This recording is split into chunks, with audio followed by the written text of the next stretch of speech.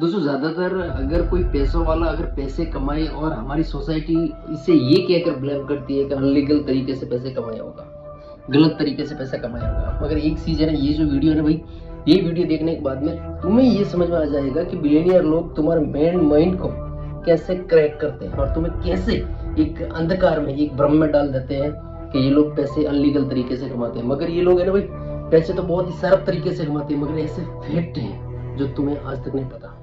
तुम हमेशा, जब तुम्हारे पास में पैसा नहीं है तो तुम हमेशा, अगर गरीब हो तो तुम हमेशा इन लोगों से नफरत करते हो और इन लोगों को कुछ नहीं मानते, कोई ये सब गलत है, धोखेबाज है, अनलीगल तरीके से पैसे कमाते। मगर ऐसा कुछ नहीं है, रियलिटी कुछ और ही है। और इन लोगों के जो पहनावे और जो कपड़े होते हैं ना भाई, इतने सिंपल होते हैं, मगर इनके पीछे का जो डार्क सीक्रेट और रियलिटी तुम्हें आज दिन तक नहीं पता।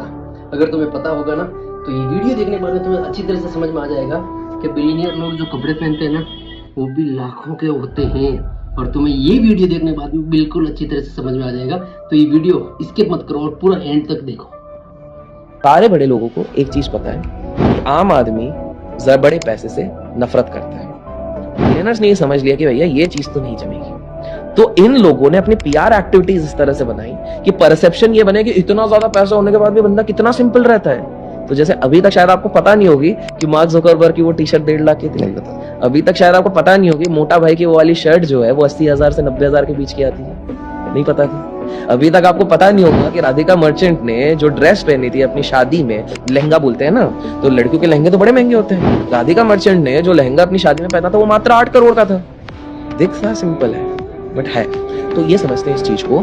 तो आप बोलोगे कि नहीं नहीं भाई सब सिंपल रहते हैं, इलॉन मस्क को देखो रेंटेड हाउस में रहता है। भाई साहब ये लोग अपनी जिंदगी जी चुके हैं। जब वो 24 साल का था उनके पास 8 करोड़ की गाड़ी खरीदी थी उन्होंने, $24 मिलियन का उन्होंने घर खरीदा था, वो जी के निकल गए और उसके बाद वो अपने अलग लेवल पे कर रहे हैं। आज वॉरेन बफेट को बोलोगे, वॉरेन बफेट ये तो आपने किससे सुनोगे, वही पुराना घर, पुराने गाड़ी, ये वो। पता है जब भी वो अपने मीटिंग में जाते हैं यूएस के तरफ या बर्कशायर हैथवे की तरफ जाते हैं, तो जब भी उनकी गाड़ी जाती है ना, उसके साथ उन्हीं की खरीदी हुई, उनकी कंपनी की खरीदी हुई 15 लग्जरी व्हीकल्स टैनो करके उनके साथ जाती हैं। हर लग्जरी व्हीकल का दाम एटलीस्ट 1.5 करोड़ है।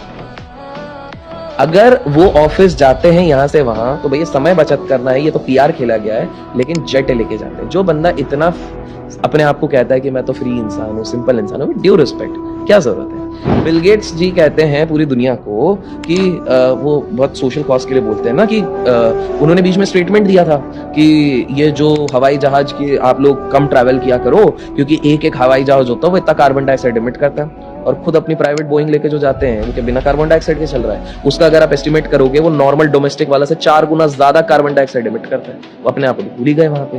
तो वो उस चीज के हैं। मार्क जकरबर्ग आप बोलोगे अरे नहीं नहीं भाई ये चारा खर्चे नहीं करता, कितना सिंपल इंसान है। भाई साहब वो अपनी आइसोलेशन के चक्कर में उन्होंने 200 करोड़ में पूरी आसपास की कॉलोनी खरीद ली।